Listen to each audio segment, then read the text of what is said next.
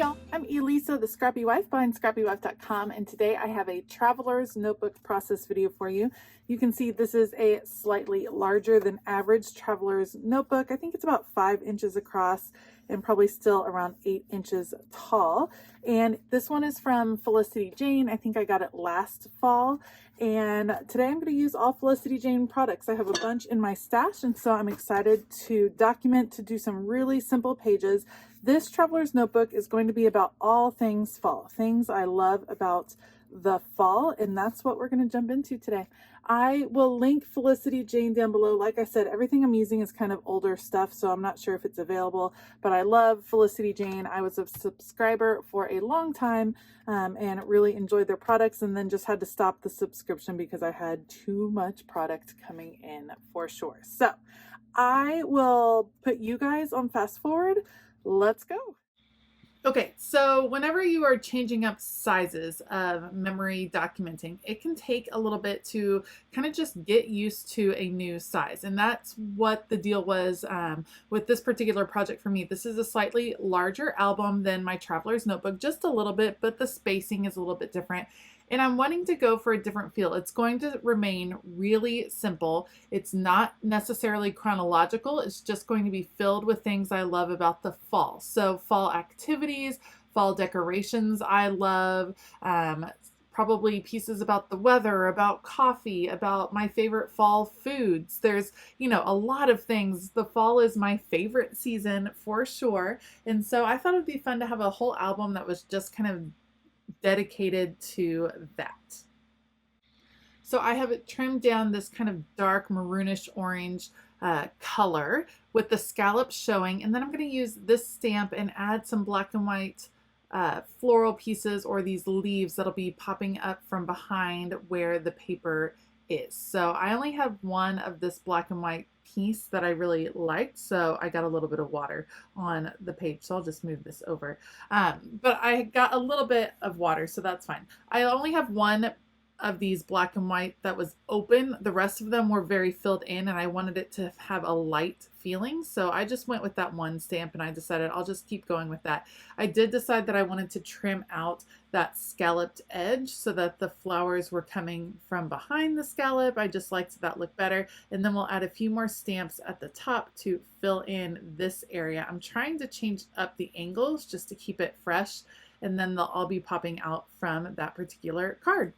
And now I'm just going to search through my stash. So when I was getting Felicity Jane subscriptions, I would keep the month that I was currently in separate, and then when that month was over, I would divide up all of the ephemera pieces, all of the supplies into different categories, because a lot of Felicity Jane supplies do go together. So I just had to dig a little bit in my labels, just find some that I thought really matched well with the theme that I was going with and the color scheme that I was going with. Once I have my embellishments chosen, I am going to start putting down some pieces on the page. Once you start adhering things down, it makes it easier to decide where everything else is going to go. When you're keeping things really simple, every little detail really does make an impact. And so sometimes it can just be easier to decide where those details should be when you already have your main elements in place. So that's what I wanted to do. I love this card. I love that it says hello. I do end up covering up the hello. Originally, I thought it would be nice to say hello fall, but then I really wanted to call this album my fall faves.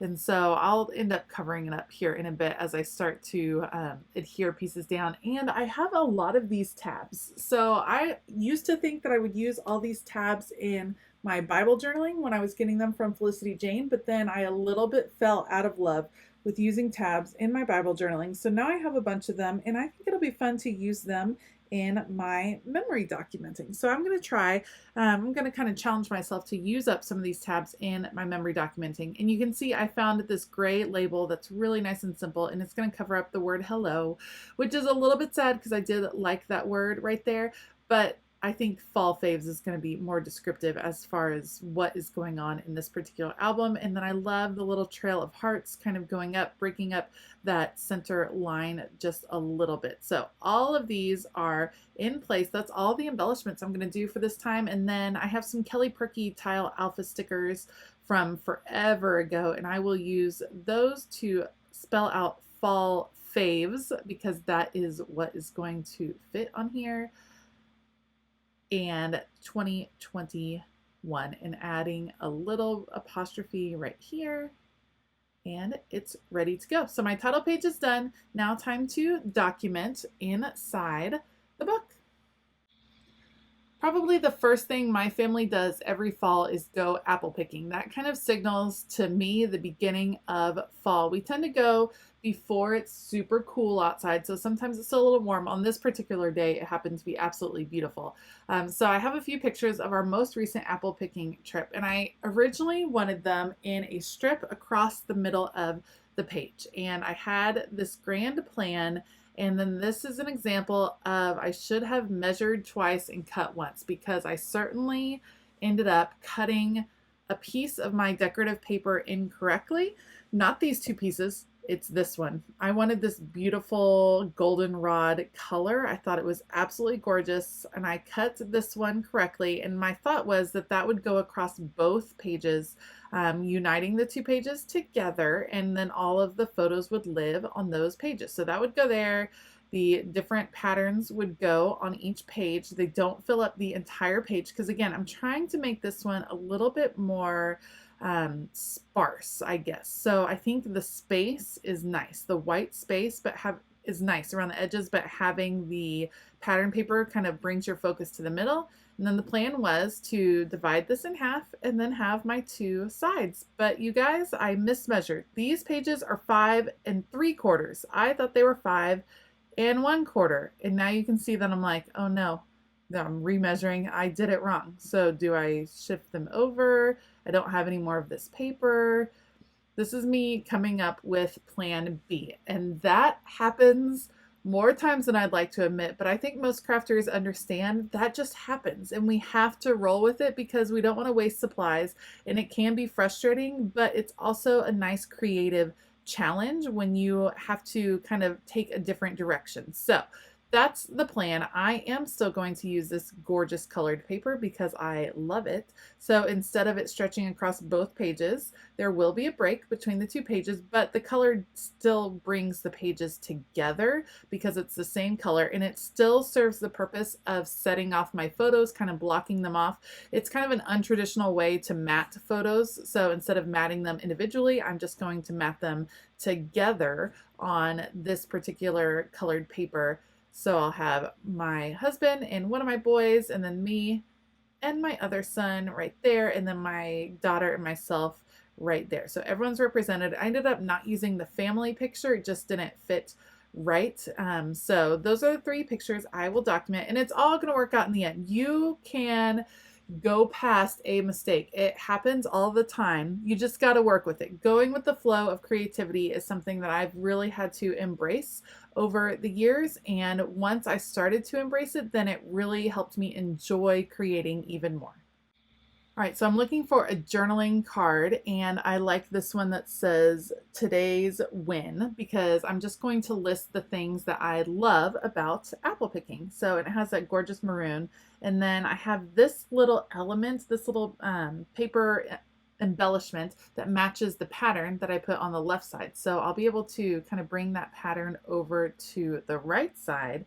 And then I also end up finding a label later on, spoiler alert, that has that same pattern. So one thing about going back through your supplies is you get to rediscover some gorgeous pieces. So I could have kept all of these together, certainly within their different months or within their different product lines, but I like kind of digging and discovering and figuring out what can go together and what doesn't go together and how I can make it all work. I really, really wanted a tag on this page, and then I just didn't find one that I loved. I couldn't find one I loved. So I'm looking, none of these really worked. So maybe this one, nope. So I was giving it a try. I gave it my best effort, but that's okay. It didn't work. So now I'm going to look through. The next thing I want to add are words. I love using words in my traveler's notebook. Again, we're looking for big impact with not much effort. So I find you are beautiful, beauty. Obviously, I'm not going to keep both of those, but I'm just pulling things out.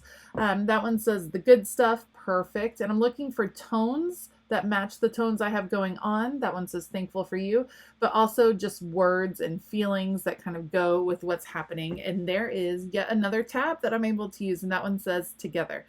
All right, so I have some different words picked out, some word fetty. This pink piece I think works really nicely because it kind of tones down. There's a lot going on with the pattern on the left side, so that kind of tones that down just a bit. And then I'm just searching to see what else might possibly go on this page. I decided to look through the florals. I was really hoping I would find a fall floral, and I thought that I had already looked through and didn't find one, and then ta-da, a fall floral. Perfect to fill in some of that space up near my daughter and I's picture. So it was kind of like a treasure hunt digging through my supplies. It definitely made me kind of wish that I was receiving the Felicity Jane subscriptions, but I'm going to hold strong and I'm going to wait at least until the new year to see where my stash is at and kind of what I want to be working with. So, all right, we got these picked out. Time to start putting them down. That way I don't have to second guess myself. I'm trying to decide if I want a label around here. So looking through the labels, and ta-da, another discovery, the same pattern, but it's a little much at the bottom. But I'm trying to figure out how am I going to incorporate that particular label, because seriously, it goes perfectly with the page. So I feel like it needs to live there, and I will just, there, I'll put it on top, or combine it with that other one that says thankful for you, so it brings in that pattern a little bit more on the right side of the page. All right, everything that I want is now adhered to the page, and now it's all about adding some little details. And so I left that big white border around the whole page, and I thought a way to bring the pages together would be to do stitching. I'm not going to run it through my machine, but I am just going to use a gray pen to add a little bit of hand-drawn stitching around the edge, and I think that that is a lovely little detail. Again, when you have simple layouts, the details really make all the difference. The last thing to do is to add the journaling in, and then this first layout for my Fall Faves Traveler's Notebook will be done. If you liked this video, please give it a thumbs up and consider hitting that subscribe button as well as the bell notification button. I have linked Felicity Jane down below and any other supplies that I ended up using, so you can check those out in the description box. I want to give a huge shout out to my Scrappy YouTube members. Thank you so much for your support. It really means the world to me. If you're interested in finding out about Scrappy YouTube membership, you can click the join button, or there's a link in the description box. All right, I hope that you have a fabulous day. And as always, keep it creative.